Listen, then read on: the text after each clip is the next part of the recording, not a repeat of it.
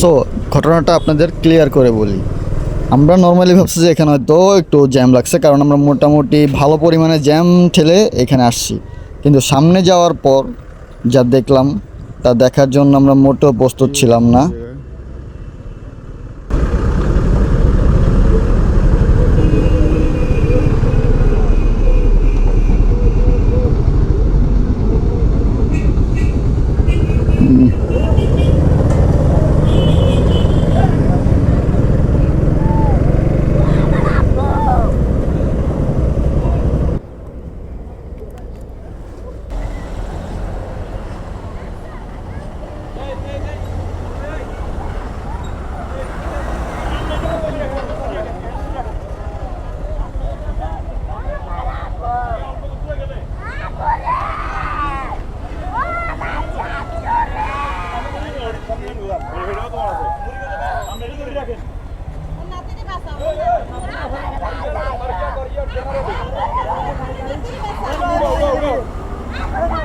কি হয়েছে?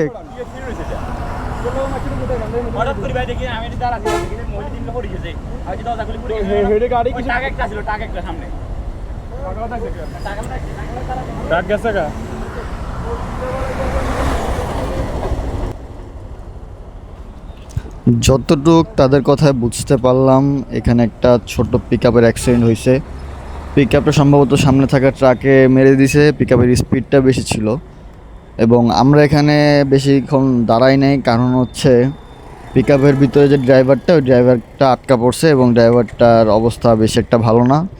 আর ওই ভ্যান গাড়ির উপরে যে দেখলেন যে একটা মহিলা বাচ্চা নিয়ে বসে আছে, মহিলাটার মাথা দিয়ে অঝরে রক্ত পড়তেছে এবং বাচ্চাটা অলরেডি সেন্সলেস হয়ে গেছে।